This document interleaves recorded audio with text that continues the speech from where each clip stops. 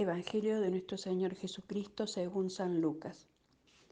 Jesús dijo a los fariseos: había un hombre rico que se vestía de púrpura y lino finísimo, y cada día hacía espléndidos banquetes.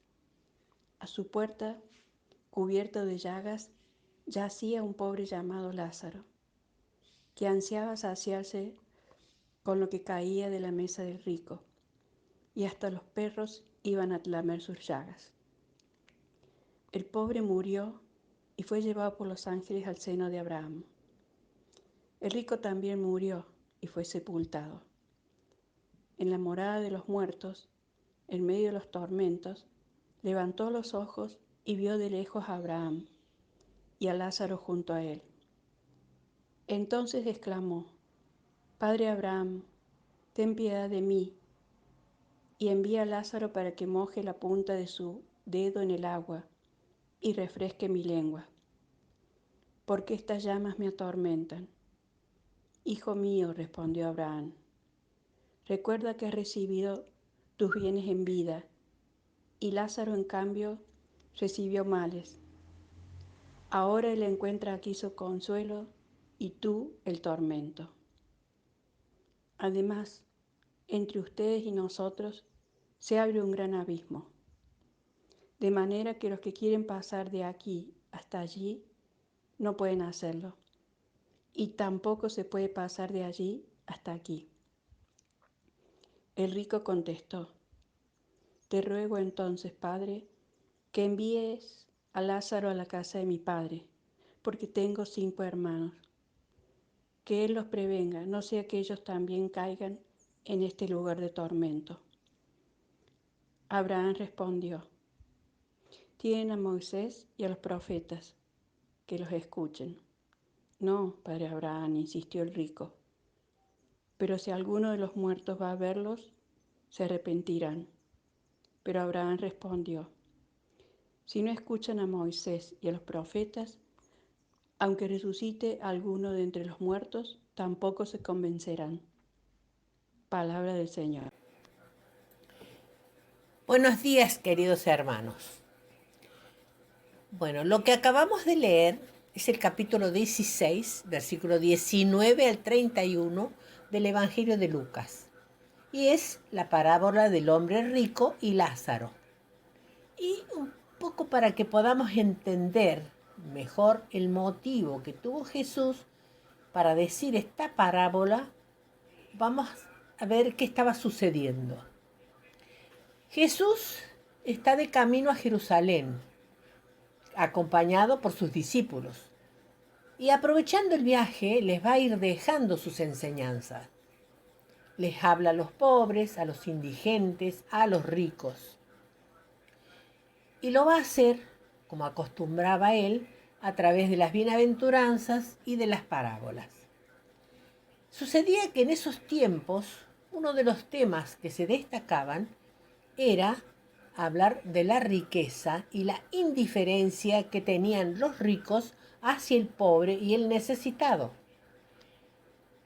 Los ricos tenían un lugar de privilegio en la sociedad, pero una total falta de acto de solidaridad y misericordia con los pobres. Y para Jesús, los pobres, los que no tienen nada, son los bienaventurados, son los que se van a salvar. Por eso, muchas veces se ha dicho que el Evangelio de Lucas es el Evangelio de los pobres, porque se habla mucho de ellos. Pero en realidad, si uno lo ve bien, Jesús se dirige en la mayoría de los casos a los ricos, y ya lo vamos a ver. Por eso vemos que su preocupación no es tanto confortar y consolar a los pobres, como exhortar fuertemente a los ricos, a los poderosos, a la conversión, a un uso adecuado de sus riquezas, y a los cristianos bien situados en esa época y con medios económicos a que sean capaces de abrir la puerta y dejar compartir su mesa con el necesitado, haciéndoles ver el peligro que significaba el uso indebido de sus riquezas y bienes si olvidaban ser misericordiosos y compasivos. Va a insistir para que tomen conciencia de las diferencias que existen entre el tesoro celestial, que es el que él le ofrece, y los tesoros terrenales, representados estos por el mamón. Era la palabra que usaban, una palabra aramea que significaba Dios del dinero, invitándolos a su conversión y a que hagan una utilización evangélica de sus riquezas. Al mismo tiempo, les va a mostrar la imagen de la comunidad cristiana ideal, una comunidad animada por el Espíritu Santo, que alaba a Dios alegremente, donde todos son hermanos y amigos, donde se reza, donde se comparte todo lo que se tiene y la mesa con el necesitado.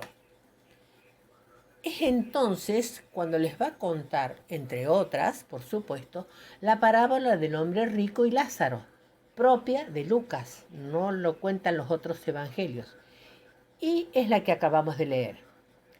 Y la va a contar a sus discípulos que lo acompañaban, como ya dijimos, para que vieran los efectos perniciosos de la riqueza sin misericordia.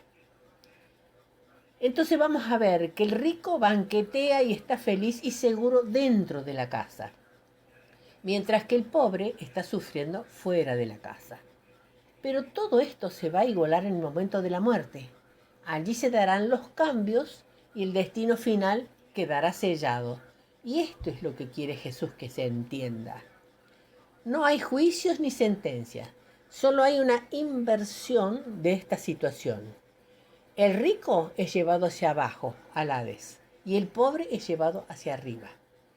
Esta suerte diferente de cada uno luego de su muerte no se basa en que el rico vivió una vida de vicios o Lázaro era un virtuoso, no, sino en que el rico tuvo una vida confortable y bien alimentada y saludable, mientras que Lázaro tuvo una vida miserable, con mucho hambre y enfermedades.